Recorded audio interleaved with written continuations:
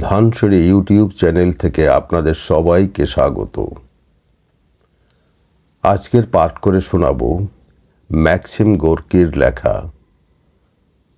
আমরা ২৬ জন ও একটি মেয়ে গল্পটি। পাঠ করছি আমি নাসির আহমেদ কাবুল।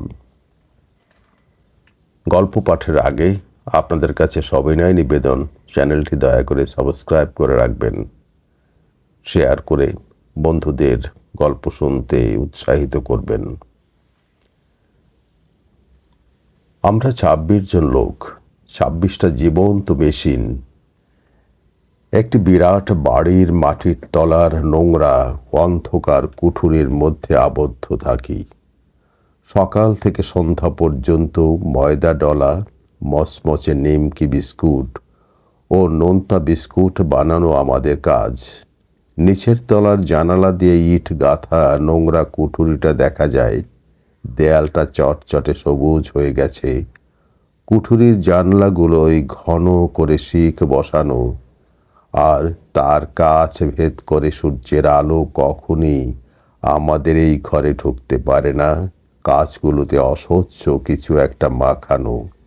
মালিক জানালাগুলো এমনভাবে ঘিরে দিয়েছে যাতে ঘর থেকে বিস্কুট কোনো ভিখারি বা ভবঘুরে আমাদের বেকার কোনো বন্ধুর হাতে গিয়ে না পৌঁছাতে পারে। মালিক আমাদের ডাকে একদল জোচ্চোর বলে, আর রাতের খাবার হিসেবে আমাদের বরাদ্দ মাংসের নামে নোংরা নারী ভুঁড়ি। কালি ঝুল ও মাকড়সার জালে ভরা নিচু ছাদের এই নিচে আবদ্ধ কারাকক্ষটির ভেতরে জীবন আমাদের অতিষ্ঠ। নোংরা দাগ ও শ্যাওলা ভরা ওই পুরো দেয়ালের মধ্যে বেঁচে থাকা বড়ই কষ্টকর, ক্লান্তিময়। ভোর ৫টায় ঘুম থেকে উঠতে হয়। যথেষ্ট ঘুম না হয় তখনও মাথা ভারী হয়ে থাকে, এবং ৬টার সময় নিষ্প্রাণ জড় পদার্থের মতো আমরা টেবিলে বসে মাখা ময়দা থেকে মচমচে নিমকি বিস্কুট ও সস্তা বিস্কুট বানাতে শুরু করে দিই। আমরা যখন ঘুমোই, আমাদের কিছু সহকর্মী তখন ময়দা মেখে রাখে। ভোর থেকে রাত ১০টা, এই সুদীর্ঘ সময় ধরে আমাদের কেউ কেউ টেবিলে বসে শক্ত ময়দার ডেলা থেকে বিস্কুট বানায় আর দুলে দুলে শরীরের জড়তা কাটায়। অন্যেরা ময়দা ও জল মেশায়। নিমকি বিস্কুটের ময়দা সিদ্ধ করা গামলা থেকে সারাদিন ফুটন্ত জলের শো শো শব্দ ওঠে। শব্দটা কেমন অদ্ভুত ও বিষণ্ণ। বিস্কুট যে ভাজে, সে বেলচা করে সেদ্ধ পিচ্ছিল ময়দার টুকরোগুলো ক্রুদ্ধ ও দ্রুত বেগে গরম ইটের মধ্যে ছুঁড়ে দেয়, ফলে টুংটাং শব্দ ওঠে। সকাল থেকে রাত পর্যন্ত চুল্লিতে কাঠ জ্বলে। আগুনের লাল আভা যেন নীরব বিদ্রূপে ঘরের দেয়ালে ঠিকরে পড়ে। বিশাল চুল্লিটাকে মনে হয় কোনো অদ্ভুত দৈত্যের মাথা মাটি পুড়ে উঠেছে। তার হাঁ করা মুখের মধ্যে জ্বলছে লকলকে আগুন। আমাদের দিকে তপ্ত নিঃশ্বাস ত্যাগ করে সে তার কপালের উপর দুটো বাতাস নেবার গর্ত থেকে আমাদের এই বিরামহীন পরিশ্রম দেখে। ওই দুটো গর্তকে দেখে মনে হয় দৈত্যের সেই নির্দয় নির্বিকার দুটো চোখ। ওই চোখ দুটি আমাদের মতো গোলামদের অশুভ দৃষ্টিতে দেখতে দেখতে ক্লান্ত। এই গোলামগুলোর কাছে মানবিক কোনো কিছুই আশা করা যায় না। ওই চোখ দুটো যেন অধিকতর জ্ঞানের নির্বিকার অবজ্ঞা নিয়ে আমাদের প্রতি ঘৃণা প্রকাশ করে। এই উত্তপ্ত শ্বাস রোধকারী ঘরে ময়দার গুঁড়ো ও রাস্তা থেকে পায়ে পায়ে বয়ে আনা কালি ঝুলির মধ্যেই আমরা সকাল থেকে সন্ধ্যা পর্যন্ত ময়দা ডলি ও নিমকি বিস্কুট বানাই। নিমকি বিস্কুটে আমাদের শরীরের ঘাম ঝরে পড়ে। আমরা আমাদের এই কাজকে ভীষণ ঘৃণা করি। নিজ হাতে যা বানাই তা কখনই খাই না। এর চেয়ে পোড়া ঘাসের রুটিও ভালো লাগে।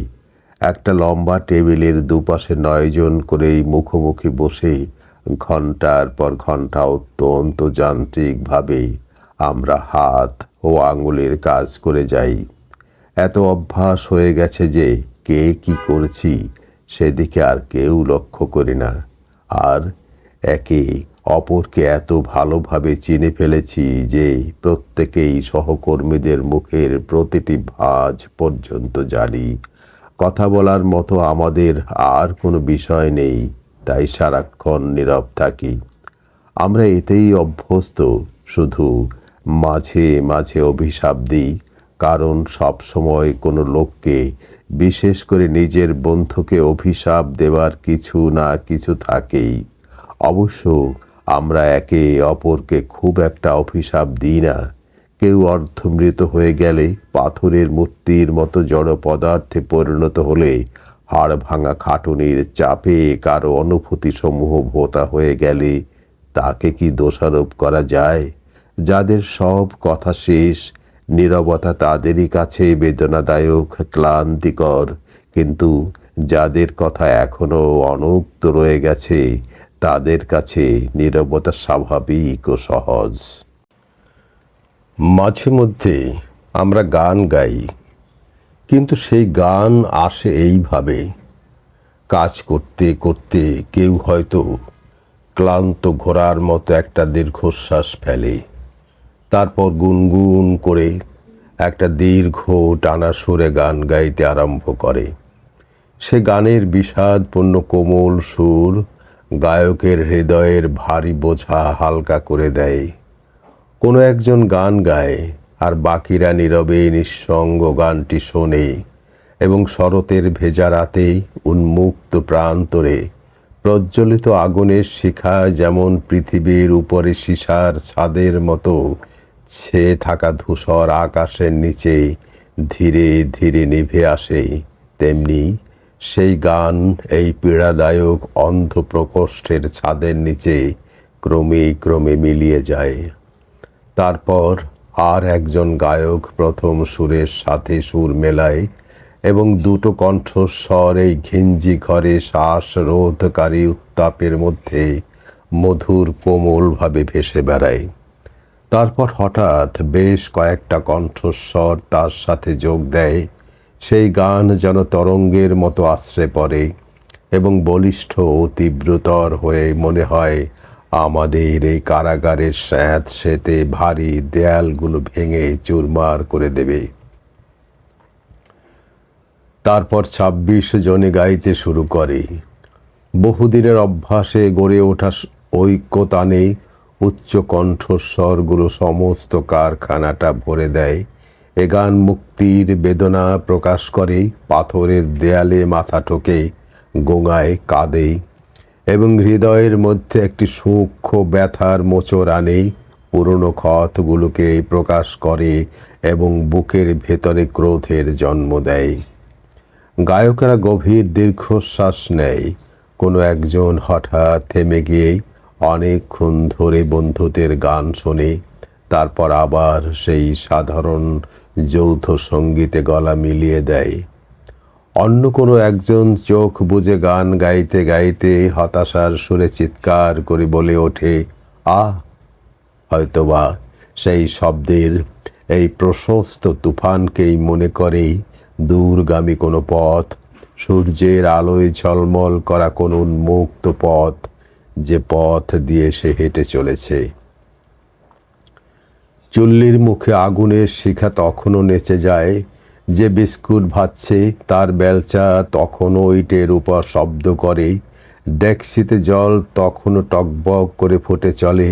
দেয়ালের গায়ে লাল আগুনের আভা তখনও নীরব হাসিতে কাঁপতে থাকে। আর যে গানের বাণী আমাদের সৃষ্টি নয়, সেই গানের কথার মধ্যে দিয়ে আমরা আমাদের ভেতরকার ভোঁতা বেদনা, সূর্যের আলো থেকে বঞ্চিত জীবন্ত মানুষের যন্ত্রণাময় বেদনা, গোলামের বেদনাকে প্রকাশ করি। আর এভাবেই আমরা বেঁচে আছি। আমরা ২৬ জন লোক একটা বিশাল পাথরের বাড়ির মাটির তলায় এক অন্ধকারাচ্ছন্ন বদ্ধ ঘরে বেঁচে আছি, এবং এখানে জীবনের বোঝা এত ভারী, মনে হয় এই বাড়ির ৩টি তলা যেন আমাদেরই কাঁধের উপরে গড়ে উঠেছে। গান ছাড়াও একটা জিনিস আছে, যাকে আমরা ভালোবাসি ও যাকে নিয়ে আনন্দ করি, এমন একটা কিছু যা সম্ভবত আমাদের না পাওয়া সূর্যালোকের স্থান পূরণ করে। আমাদের বাড়িটার দোতলায় একটা জরি এমব্রয়ডারির কারখানা আছে। অনেক মেয়ে কাজ করে সেখানে, আর তাদের ভাই ফরমাস খাটে 16 বছরের একটি মেয়ে, তানিয়া। প্রতিদিন সকালে আমাদের কারখানার দরজার ছোট্ট জানালার কাচের উপর একটি খুশি উজ্জ্বল নীল চোখের গোলাপি মুখ এসে লাগে এবং মিষ্টি রিনরিনে কণ্ঠস্বর আমাদের ডেকে বলে, ওগো জেল ঘুঘুরা, কই কিছু নিমকি বিস্কুট দাও। আমরা সকলে সেই উচ্ছল কণ্ঠস্বরে সচকিত হই এবং সেই নিষ্পাপ শিশুসুলভ মুখের দিকে কোমল ও খুশির ভঙ্গিতে তাকাই। আমাদের দিকে কি মিষ্টি হাসি ছড়ায় ওই মুখ! আমরা কাছে চেপটে থাকা নাক এবং হাস্যময় গোলাপি ঠোঁটের ফাঁক দিয়ে বেরিয়ে আসা ছোট ছোট চকচকে সাদা দাঁতগুলো দেখতে খুব ভালোবাসি। পরস্পরকে ধাক্কাধাক্কি করে আমরা দরজা খুলতে ছুটে যাই। সে দরজার সামনে দাঁড়িয়ে থাকে কি প্রাণবন্ত ও স্নিগ্ধ। অ্যাপ্রনটাকে 2 হাতে তুলে ধরে ঘাড়টাকে সামান্য কাত করে উজ্জ্বল মুখে আমাদের সামনে দাঁড়িয়ে থাকে সেই। তার বাদামি চুলের একটা মোটা বেনি কাঁধের উপর দিয়ে বুকের পরে ঝুলছে। মেঝে থেকে চৌকাঠ 4 ধাপ উপরে, কালি ছুলি মাখা, শুকনো, কুৎসিত। আমরা মাথা উঁচু করে তাকে দেখি ও সুপ্রভাত জানাই। তাকে স্বাগত জানানোর ভাষা একটি বিশেষ ভাষা। কেবল তারই জন্য আমরা এই ভাষা বেছে নিয়েছি। তার সাথে কথা বলার সময় আমাদের সুর কোমল হয়ে যায়, ঠাট্টা হয় হালকা মেজাজের। তার জন্য আমাদের সব কিছুই যেন বিশেষ ধরনের। যে বিস্কুট ভাজে, সে চুল্লি থেকে এক বেলচা মচমচে ভাজা লাল বিস্কুট বার করে খুব দক্ষতার সাথে তানিয়ার অ্যাপ্রনের উপর ঢেলে দেয়। দেখো, মালিক যেন দেখতে না পায়। আমরা সাবধান করে দিই। সে খিলখিল করে হেসে খুশিতে চিৎকার করে বলে ওঠে, চলি গো জেল ঘুঘুরা। তারপর খুদে ইঁদুরের মতো চোখের নিমেষে উধাও হয়ে যায়। ব্যাস ওইটুকুই। কিন্তু সে চলে যাওয়ার পরেও অনেকক্ষণ ধরে আমরা তাকে নিয়ে আলোচনা করি। কাল যা বলেছি এবং পরশু যা বলেছিলাম, সেই একই কথা আলোচনা করি। কারণ সে, আমরা এবং আমাদের পারিপার্শ্বিক সবই কাল যেমন ছিল, পরশু যেমন ছিল, ঠিক তেমনি আছে। চারপাশের কোনো কিছুরই পরিবর্তন না ঘটলে বেঁচে থাকাটা খুবই বেদনাদায়ক ও কঠিন হয়ে পড়ে। যদি এর ফলেই তার আত্মার মৃত্যু না ঘটে, তবে যত বেশি দিন সে বেঁচে থাকে, চতুর্পার্শ্বের জিনিসগুলোর অপরিবর্তন তত বেশি বেদনাদায়ক হয়ে ওঠে। আমরা সবসময় মেয়েদের নিয়ে এমনভাবে আলোচনা করি যে মাঝে মাঝে আমরা নিজেদের ওপরেই, নিজেদের স্থূল নির্লজ্জ কথাবার্তার ওপরই বিরক্ত হয়ে উঠি। এতে আশ্চর্যের কিছু নেই, কারণ যেসব মেয়েদের আমরা চিনি তাদের নিয়ে মার্জিত রুচিতে কথা বলার কোনো মানেই হয় না। কিন্তু তানিয়াকে নিয়ে কখনো স্থূল আলোচনা করিনি।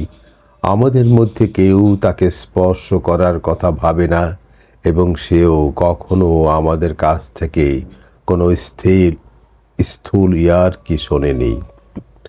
সম্ভবত তার কারণ হচ্ছে সে কখনো বেশি সময়ের জন্য থাকেনি। আকাশ থেকে তারা খসে পড়ার মতো আমাদের দৃষ্টিপটে ধরা পড়েই উধাও হয়ে যায়।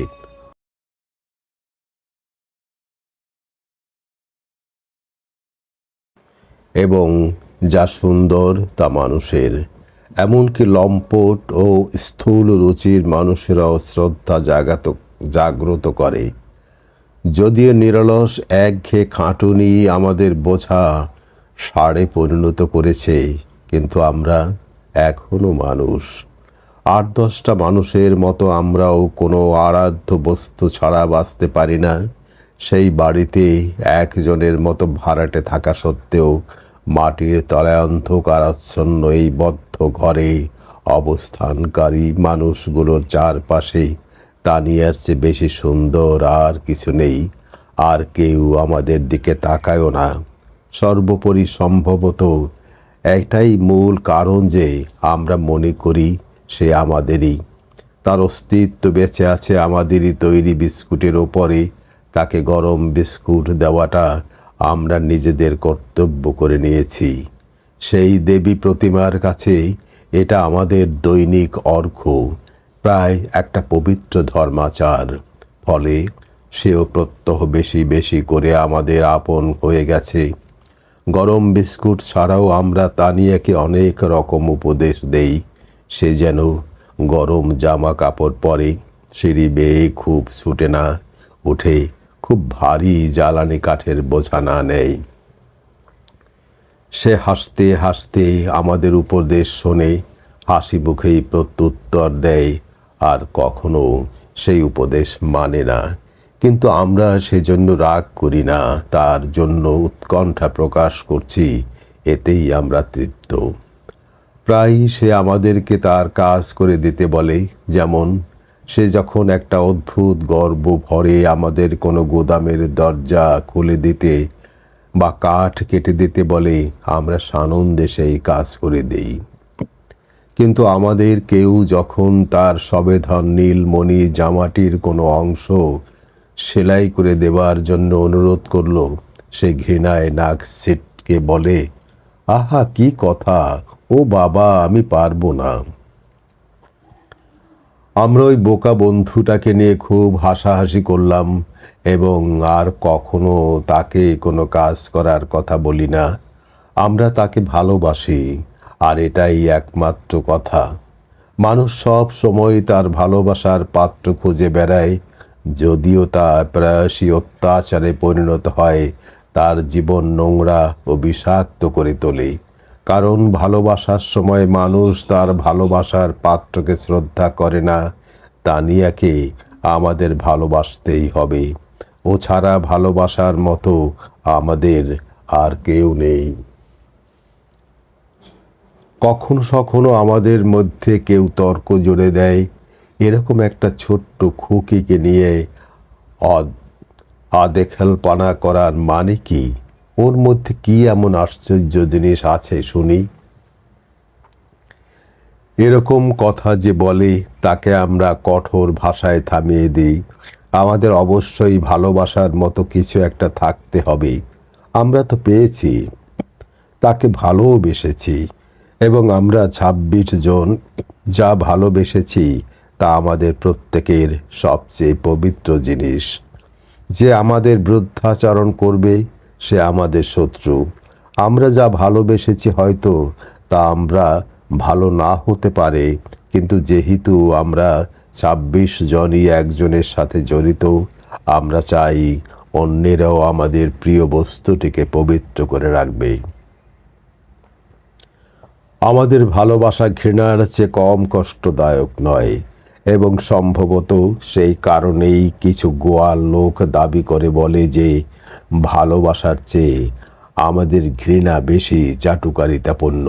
তাই যদি হবে তবে তারা আমাদের এড়িয়ে চলে না কেন? বিস্কুট ছাড়াও মালিকের একটা বান রুটির কারখানা আছে।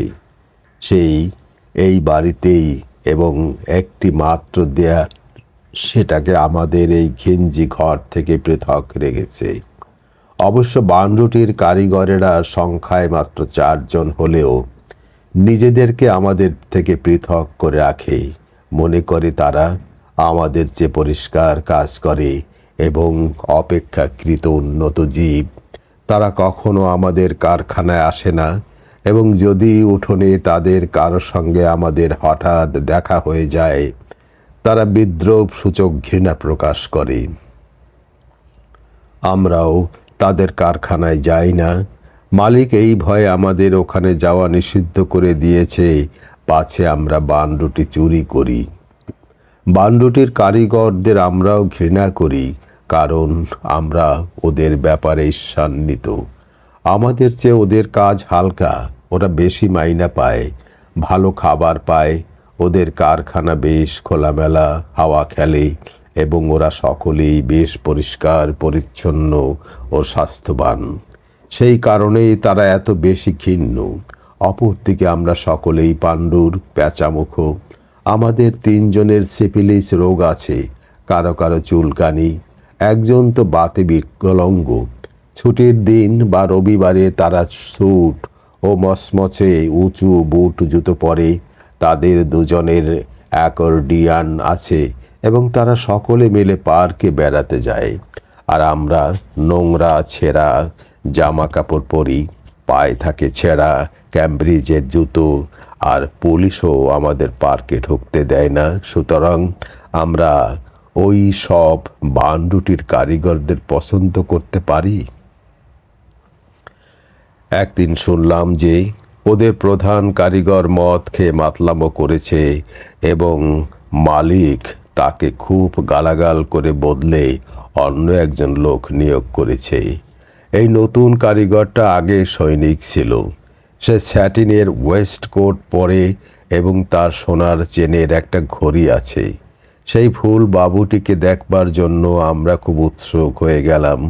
তাকে দেখবার আশায় একের পর এক ঘন ঘন উঠোনে চলাফেরা করতে লাগলাম। কিন্তু সে নিজেই আমাদের কারখানায় চলে এলো। লাথি দিয়ে দরজা খুলে দরজার গোড়ায় দাঁড়ালো, হেসে সম্ভাষণ করলো, কি খবর খোকনরা, সব কেমন চলছে? ধুমায়িত মেঘের মতো মিহি তুষার বাতাস দরজা দিয়ে ঢুকে তার পায়ের কাছে কুণ্ডলি পাকাতে লাগলো। আর সে নিচে আমাদের দিকে তাকিয়ে দরজার কাছে দাঁড়িয়ে রইল। গর্ভোদ্ধত গোফের তলা থেকে তার বড় বড় হলুদ দাঁত চকচকে করতে লাগলো। তার ওয়েস্টকোটটা সত্যিই চমৎকার নীল, তার উপরে এমব্রয়ডারি করা ফুলগুলো চকচক করছে এবং বোতামগুলো এক ধরনের লাল পাথরের তৈরি, চেনটাও আছে। সৈনিকটা সত্যি খুব সুন্দর দেখতে, লম্বা গাট্টা গোট্টা চেহারা, গালটা লাল টকটকে এবং বেশ বড় হালকা রঙের চোখ জোড়ায়, দৃষ্টিও খুব সুন্দর, বেশ স্নেহভরা স্বচ্ছ দৃষ্টি। মাথার কাছে কড়া মার দেওয়া সাদা টুপি এবং টান টান অ্যাফরনের তলা থেকে অত্যন্ত চকচকে কেতা দুরস্ত জুতোর ছোচলো মাথা ওকে মারছে। আমাদের প্রধান কারিগর তাকে মোলায়েম ভদ্রতায় দরজাটা বন্ধ করতে বলল। অত্যন্ত ধীরে দরজাটা বন্ধ করে সে মালিক সম্পর্কে আমাদের প্রশ্ন করতে লাগলো। আমরা একজনের কথার উপরে আর একজন বলতে লাগলাম যে মালিকটি হচ্ছে একটি হাড় কিপটে, খচ্চর, বদমাশ এবং অত্যাচারী। মালিক সম্পর্কে আমরা যা যা বললাম তা সব সম্ভবত এখানে লেখা যায় না। গোফে তা দিয়ে পরিষ্কার মার্জিত দৃষ্টি দিয়ে আমাদের সম্মান দেখিয়ে সৈনিকটা সব শুনতে লাগলো। তোমাদের এখানে অনেক মেয়ে আছে দেখছি, হঠাৎ সে বলে উঠল। আমাদের মধ্যে কেউ কেউ ভদ্রভাবে হেসে উঠল, অন্যেরা প্রসন্ন মুখ করে চেয়ে রইল এবং কোনো একজন তাকে জানিয়ে দিল যে এখানে অনেক ডবকা তুলতুলি সুন্দরী আছে। ভোগ টোক চলে? সৈন্যটা চোখ মেরে স্পষ্টত ইঙ্গিতে পাল্টা প্রশ্ন করে। আবার আমরা হেসে উঠলাম। এবার একটু নরম করে বিব্রত ভঙ্গিতে আমাদের মধ্যে অনেকেই সৈনিকদের মনে এই বিশ্বাস অর্জন করানোর ইচ্ছে হলো যে তার মতো আমরাও খোশ মেজাজি, কিন্তু তারা তা করতে পারল না। আমাদের মধ্যে কেউ তা করল না। কেউ একজন ধীরে এইটুকু শুধু বলল, ওরা আমাদের জন্য নয়। সৈন্যটি আমাদের দিকে চোখ কোঁচকে বেশ আত্মপ্রত্যয়ের সাথে বলল, না, তোমরা দেখছি অনেক পেছনে পড়ে আছো, কোনো কাজের লোক নও, খাঁটি চরিত্র বলতে কিছু নেই। আসল জিনিসটা কি জানো? আসল জিনিসটা হচ্ছে চাউনি। মেয়ে ছেলেরা পুরুষের চোখের চাউনিকে সবচেয়ে বেশি পছন্দ করে। মোটামুটি শরীর দেখাও, দেখবে সব ঠিক হয়ে যাবে। আর হ্যাঁ, অবশ্য সে কিছুটা ছ্যাঁচা শরীর পছন্দ করে, আর পছন্দ করে ডানার মতো ডানা এরকম। সৈন্যটা পকেটে গোজা ডান হাতটা বার করে কনই অবধি হাতটা গুটিয়ে নেয় এবং আমাদের দেখবার জন্য পেশি তুলে ধরে। হাতটা শক্ত ও সাদা, চকচকে সোনালি চুলে ভরা। পা, বুক সমস্ত কিছুই শক্ত থাকতে হবে, বুঝলে হে। তারপর তোমার পোশাক, সেটাও ঠিকঠাক দেখা যায়, একেবারে ফিটফাট। এই ধরো আমারই মতন। আমার কথা মেয়েরা হুমড়ে খেয়ে আমার উপর এসে পড়ে। তা বলে ভেবো না আমি তাদের পিছনে ছুটি বা তাদের উস্কানি দিই। তারা এমনি এসে আমার গলা জড়িয়ে ধরে, একবার 5 জন করে। একটা ময়দার বস্তার উপরে বসে সবিস্তারে বলো মেয়েরা তাকে কেমন করে ভালোবাসে, তাদেরকে নিয়ে সে কী তৎপরতার সাথে চলে। তারপর তার প্রস্থান ঘটে।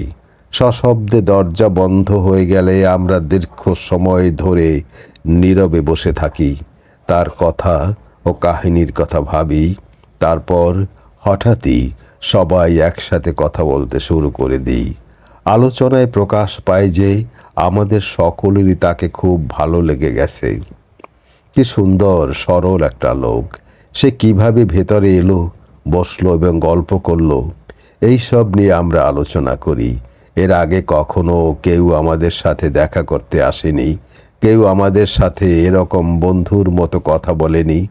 আমরা নতুন কারিগরটিকে জড়িয়ে সেই দর্জি মেয়েগুলো সম্পর্কে আলোচনা শুরু করে দিতাম, যারা উঠোনে হয় মুখ ভেঙচে দূরে চলে যায়, না হয় আমাদের উপস্থিতিকেই উপেক্ষা করে সোজা হাঁটা লাগায়।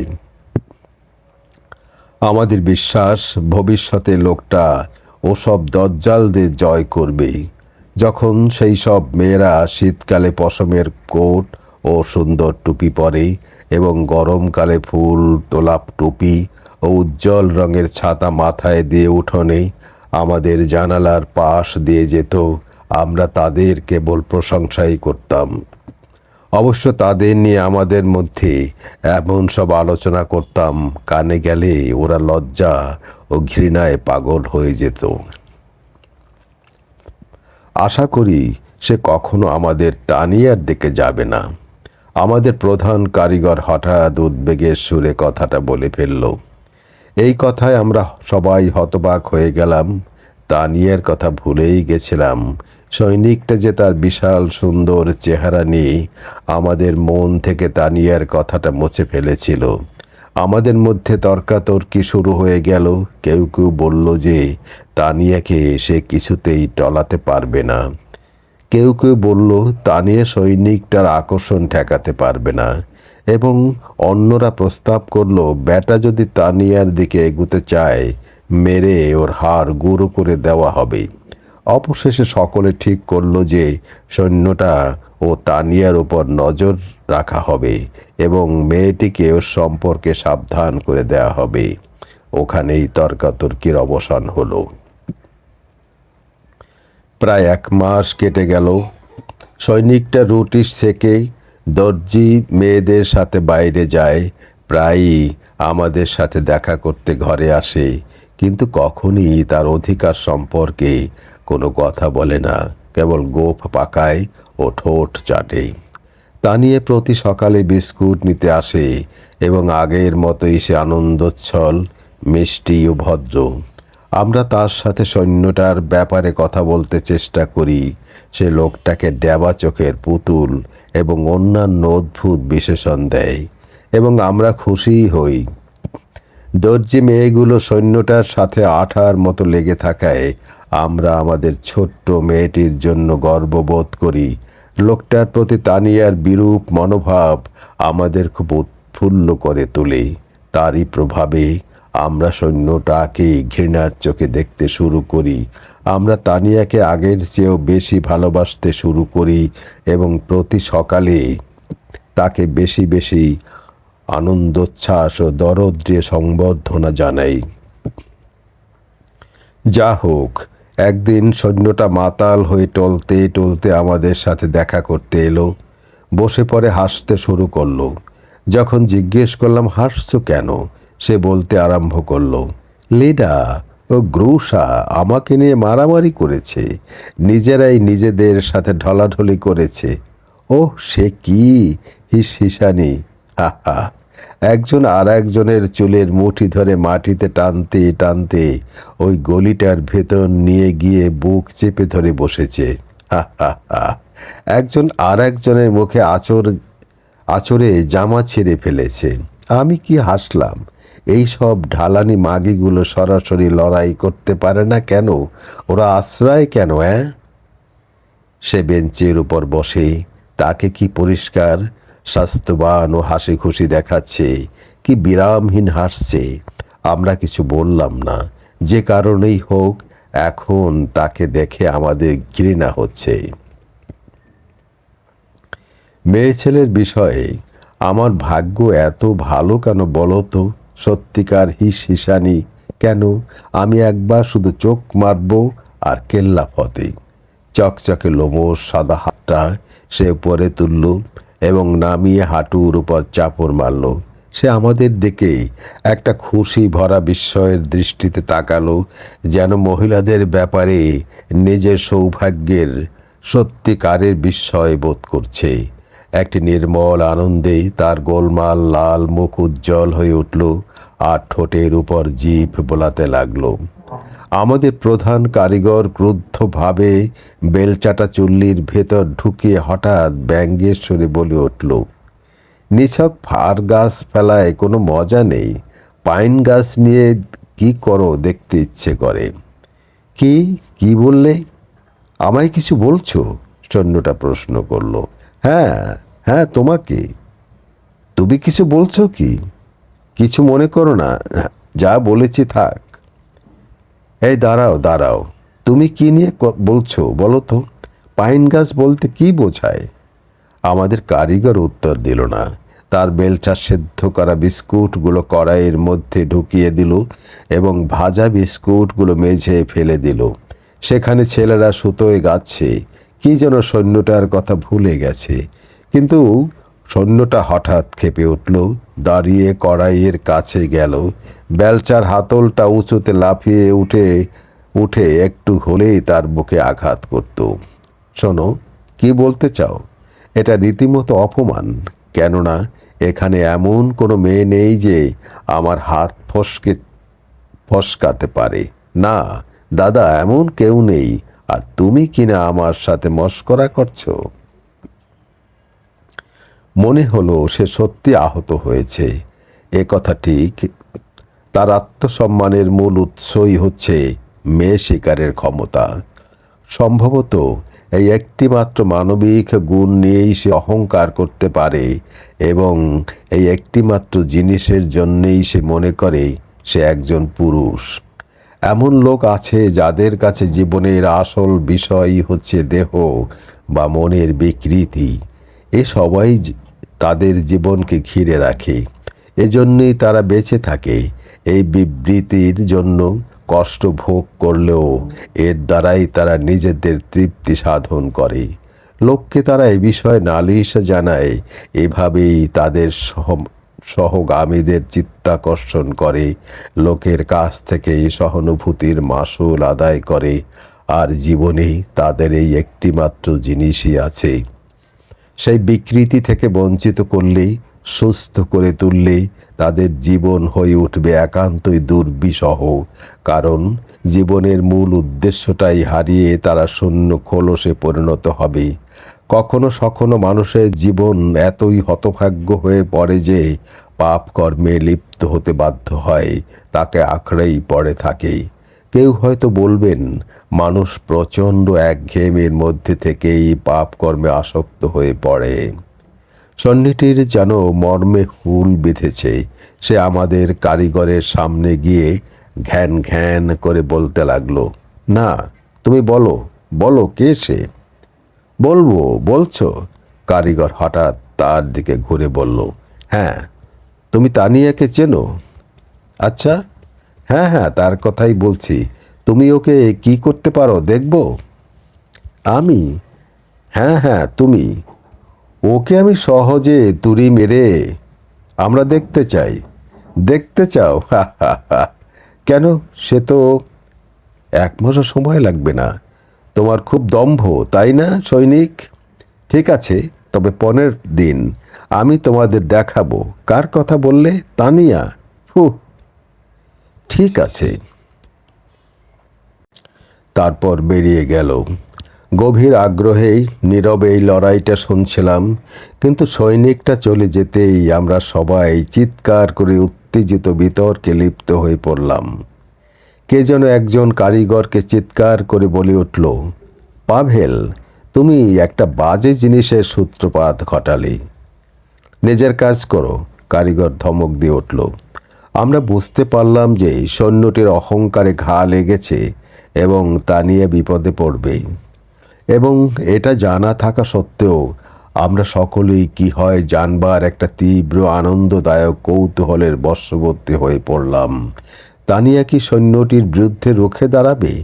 আমরা প্রায় বিনা প্রতিবাদেই এই প্রত্যয় উচ্চারণ করলাম। তানিয়া অবশ্যই জিতবে, সে অত সস্তা নয়, তাকে নিয়ে খেলা অত সহজ নয়। আমাদের আরাধ্য দেবীকে এই পরীক্ষায় নামবার জন্য ভয়ঙ্কর উৎকীর্ণ হয়ে উঠলাম।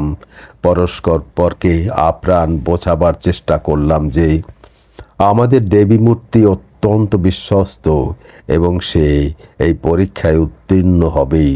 উল্টে আমরা এও আলোচনা করতে লাগলাম যে আমরা সৈন্যটিকে যথেষ্ট তাতাতে পেরেছি কিনা, কারণ আমাদের ভয় হলো যে সে হয়তো এই বাজির কথা ভুলে যাবে। তাই তার আত্ম অহংকারে আরও কিছু খোঁচা লাগাতে হবে। এখন থেকে একটা নতুন উত্তেজক উৎসাহ আমাদের জীবনে যুক্ত হলো এমন একটা জিনিস যার স্বাদ আমরা আগে কখনো পাইনি। বেশ কয়েকদিন ধরে আমরা নিজেদের মধ্যে তর্কাতর্কি করলাম। আমরা সবাই কিভাবে যেন বেশ চালাক হয়ে উঠছি। ভালো ভালো কথা বেশি বেশি করে বলতে লাগলাম। আমরা যেন শয়তানের সাথে একটা খেলায় মেতেছি। আমাদের লড়াইয়ের সম্বল হচ্ছে তানিয়া। যখন বান্ডুটির কারিগরের কাছ থেকে জানতে পারল যে তাদের সৈনিকটি তানিয়ার জন্য মরণ যাত্রা শুরু করেছে, আমাদের উত্তেজনা চরম সীমায় উঠে গেল। উত্তেজনাময় অভিজ্ঞতায় জীবন এমন ভরপুর হয়ে উঠল যে লক্ষ্যই করলাম না কোন ফাঁকে মালিক এই সুযোগে আমাদের দিয়ে প্রতিদিন অতিরিক্ত 14 দলা ময়দার কাজ করিয়ে নিচ্ছে। আমাদের কাজে আর ক্লান্তিও আসছে না। সারাদিনই মুখে তানিয়ার নাম ঘুরে বেড়ায়। একটা অদ্ভুত অধৈর্য নিয়ে আমরা সকলে তার আসার অপেক্ষায় থাকি। মাঝে মাঝে মনে হয় কোনো একদিন আমাদের কাছে এলে দেখব যে এক অন্য তানিয়া এসেছে। এ যেন সেই তানিয়া নয় যাকে আমরা সব সময় জানতাম। অবশ্য আমরা ওই বাজি সম্পর্কে তাকে কিছু বলিনি, তাকে কখনো কোনো প্রশ্ন করিনি, বরং একই স্নেহভরা ভালো ব্যবহার করেছি।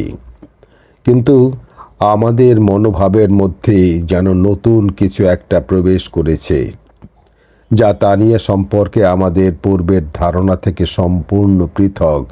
আর নতুন উপাদানটি হচ্ছে অদম্য কৌতূহল, এমন কৌতূহল যা ইস্পাতের ভলার মতো তীক্ষ্ণ ও শীতল। খোকারা, আজ শেষ দিন, কোনো এক সকালে কারিগর কাজ শুরু করে বলল। মনে না করিয়ে দিলেও আমরা খুব ভালোভাবেই তা জানতাম, তবু সবাই চমকে উঠলাম। তোমরা তানিয়াকে লক্ষ্য রেখো, ও এখনই ভেতরে আসবে। কারিগর পরামর্শ দিল। কে যেন অনুতাপের সাথে বলে উঠল, এই জিনিস চোখে দেখে বোঝা যায় না। এবং আবার একটা হইচই তর্কাতর্কি শুরু হয়ে গেল। আজকে অবশেষে আমরা জানতে পারব যে পাত্রে আমরা আমাদের অন্তরের সর্বোৎকৃষ্ট বস্তুটি বিশ্বাস করে রেখেছি, সেটা কতখানি পবিত্র, নিষ্কলুষ।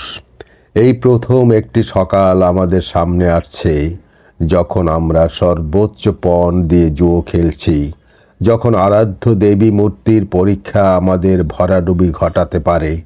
এতদিন শুনে আসছি যে সৈনিকটি তানিয়াকে কাছে টানবার প্রাণপণ চেষ্টা করে যাচ্ছে, কিন্তু যে কোনো কারণেই হোক আমরা কেউ তানিয়াকে তার সম্পর্কে প্রশ্ন করিনি। সে বরাবরের মতোই প্রতি সকালে আমাদের কাছে বিস্কুট নিতে এসেছে এবং সব সময়ই নিজের মতোই ছিল। সেদিনও আমরা তার কণ্ঠস্বর শুনতে পেলাম, কি গো জেল ঘুঘুরা, আমি এসেছি। তাড়াতাড়ি তাকে ভেতরে ঢুকতে দিলাম এবং যখন সে ভেতরে এলো বিপরীত পদ্ধতিতে তাকে স্বাগত জানালাম। সেটা হলো নীরবতা। আমরা তার দিকে কঠোর দৃষ্টিতে তাকালাম এবং বুঝতে পারলাম না কি বলবো, কি জিজ্ঞেস করব। তার সামনে দাঁড়িয়ে একদল নির্বাক গোমরামুখ লোক। এই অস্বাভাবিক সংবর্ধনা পেয়ে সে অবশ্যই অবাক হয়ে গেল এবং হঠাৎ দেখলাম সে ফ্যাকাশে হয়ে গেছে, তাকে অস্থির দেখাচ্ছে। ধরা গলায় সে প্রশ্ন করল, তোমরা সবাই আজ এই অদ্ভুত কেন? তোমার খবর কি? কারিগর তার মুখের উপরে দৃষ্টি নিবদ্ধ রেখে গভীর কণ্ঠে প্রশ্ন করল। আমার আবার কি খবর? না কিছু না। ঠিক আছে, বিস্কুট দাও জলদি। আগে কখনো সে তারা দেখায়নি। অনেক সময় আছেই, কারিগর স্থির দৃষ্টিতে উত্তর দিল। হঠাৎই সে ঘুরে দরজা দিয়ে বেরিয়ে চলে গেল। কারিগর তার বেলচা তুলে নিয়ে চুল্লির দিকে ঘুরে শান্তভাবে বলল, হ্যাঁ, সে ধরা দিয়েছে। সৈন্যটা, শয়তানটা জয় করেছে। আমরা ভেড়ার পালের মতো পরস্পরকে গুঁতো মারতে মারতে টলতে টলতে টেবিলেই ফিরে গিয়ে বসে পড়লাম এবং নীরবে উদাসভাবে কাজ শুরু করে দিলাম। কোনো একজন তখন বলে উঠল, সে ধরা নাও দিতে পারে। চুপ কর, অনেক হয়েছে, কারিগর চিৎকার করে উঠল। সবাই জানি সে বুদ্ধিমান, আমাদের সকলের চেয়ে বেশি বুদ্ধিমান। তার চিৎকারই আমাদের বলে দিল যে সৈনিকের বিজয় সম্পর্কে সে নিশ্চিত। আমরা বিষণ্ণ ও হতবিহ্বল বোধ করতে লাগলাম।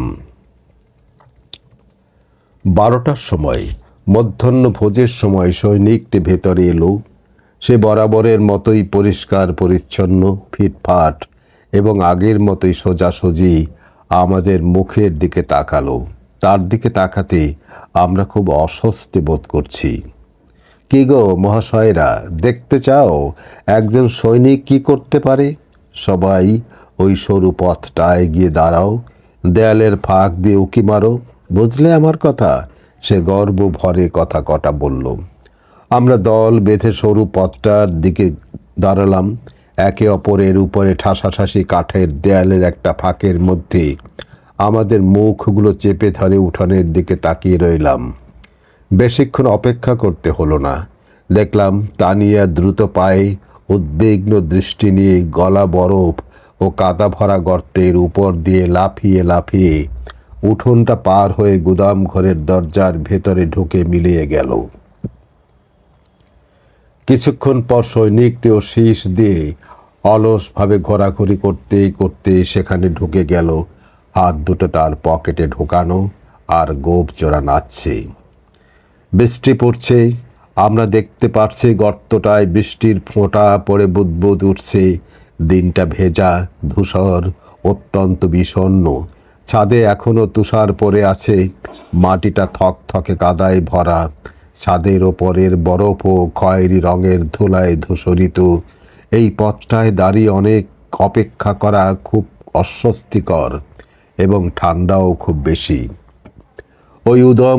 ওই গুদাম ঘর থেকে প্রথমে বেরিয়ে এলো সৈনিকটি। পকেটে দুটো হাত ঢুকিয়ে গোঁফ নাচাতে নাচাতে সে তার অভ্যাস মতোই অলসভাবে উঠোনটা পার হয়ে গেল। তারপর বেরিয়ে এলো তানিয়া। তার চোখ জোড়া, তার চোখ জোড়া আনন্দ খুশিতে উজ্জ্বল, আর ঠোঁটে রয়েছে হাসি। আর সে যেন স্বপ্নের ভেতর দিয়ে হেঁটে চলেছে, অসংলগ্ন পা ফেলে দুলে দুলে। আমাদের সহ্যের সীমা ছাড়িয়ে গেল। হঠাৎ সবাই ধাক্কা ধাক্কি করে দরজা দিয়ে উঠোনে বেরিয়ে এলাম এবং ভয়ঙ্কর সুউচ্চ আদিম গর্জনের মতো আমরা তার দিকে চিৎকার করে উঠলাম, শেষ দিকে শুরু করলাম। আমাদের দেখেই সে চমকে উঠল এবং স্থির হয়ে দাঁড়িয়ে গেল। একটা নোংরা গর্তে তার পা পড়েছে। তাকে ঘিরে ধরা নোংরা অশ্লীল বিদ্রুপ বর্ষণ করে আমরা এক ধরনের বিভৎস উল্লাসে তাকে অভিশাপ দিতে লাগলাম। যখন দেখলাম ব্যূহ ভেদ করে তার পক্ষে বেরিয়ে যাওয়া অসম্ভব আর মনের ইচ্ছেই বিদ্রুপ করা যাবে, তখন কোনো তাড়াহুড়ো না করে নিচু গলায় আমরা এসব করতে লাগলাম। খুবই আশ্চর্যের বিষয়, আমরা ওকে আঘাত করলাম না। সে আমাদের মাঝখানে দাঁড়িয়ে এপাশ ওপাশ মাথা ঘুরিয়ে সমস্ত অপমান শুনছে এবং আমরা আরও বেশি জোরে ক্রুদ্ধভাবে আমাদের ক্রোধের বিষ ও বিষটা তার দিকে ছড়িয়ে দিতে লাগলাম। তার মুখ প্রাণহীন ফ্যাকাশে হয়ে গেল। সে নীল চোখ জোড়া একটু আগেও যা খুশিতে ভরপুর ছিল, ঘোলাটে হয়ে গেল। সে হাঁপিয়ে হাঁপিয়ে নিঃশ্বাস ছাড়তে লাগলো। তার ঠোঁট কাঁপতে শুরু করলো এবং আমরা তাকে চারদিক থেকে বেষ্টন করে তার প্রতি আমাদের প্রতিহিংসা চরিতার্থ করতে লাগলাম। কারণ সে কি আমাদের নিঃস্ব করে দেয়নি? সে ছিল আমাদের। তার জন্যই হৃদয়ের শ্রেষ্ঠ অনুভূতিগুলো হারিয়েছি। এবং যদিও সেই সব শ্রেষ্ঠ অনুভূতি নিতান্তই একটি ভিক্ষুকের সম্পদ, কিন্তু আমরা ২৬ জন আর সে একা, এবং তার অপরাধের সমতুল্য কোনো বেদনাই আমরা প্রকাশ করতে পারলাম না। আমরা কিভাবেই না তাকে অপমান করলাম। সে একটি কথাও বলল না, কিন্তু প্রচণ্ড ভয়ে তার সারা শরীর কাঁপতে লাগলো এবং সে শুধু আমাদের দিকে তাকিয়ে রইল। আমরা হো হো করে হাসলাম, হুঙ্কার দিলাম, দাঁত মুখ খিচিয়ে উঠলাম। অন্য লোকেরাও এসে পড়ল। আমাদের একজন তানিয়ার ব্লাউজের হাতা ধরে টানল। হঠাৎ তার চোখ জ্বলে উঠল। সে ধীর হাত তুলে চুল ঠিক করল এবং স্থির উচ্চস্বরে আমাদের মুখের উপর বলে উঠল, ওহ জঘন্য যত সব জেল ঘুঘু! যেন আমরা সেখানে নেই, তার পাশে দাঁড়িয়ে নেই। ঠিক এইভাবে সে সোজা আমাদের মধ্য দিয়ে বেরিয়ে গেল। বস্তুত মনে হলো ঠিকই যেন আমাদের কেউ তার পথে দাঁড়িয়ে নেই। বেষ্টনী থেকে যখন সে পুরোপুরি বেরিয়ে গেছে, আমাদের দিকে না তাকিয়ে ঘৃণা ও গর্ব মিশ্রিত স্বরে একই রকম চিৎকার করে সে বলে উঠল, যত সব নোংরা শুয়োরের দল, জন্তুর দল! এবং সে চলে গেল, সোজা সুন্দর ও গর্বিত। উঠোনের কাদার মধ্যে আমরা দাঁড়িয়ে রইলাম। মাথার উপরে বৃষ্টি পড়ছে এবং ধূসর আকাশে সূর্যের দেখা নেই। তারপর আমরাও আবার আমাদের স্যাঁতসেঁতে কুঠুরির কারাগারে ফিরে গেলাম। আগের মতোই সূর্য কখনো আমাদের জানালা দিয়ে উঁকি মারে না এবং তানিয়াও আর কখনো এখানে আসে না।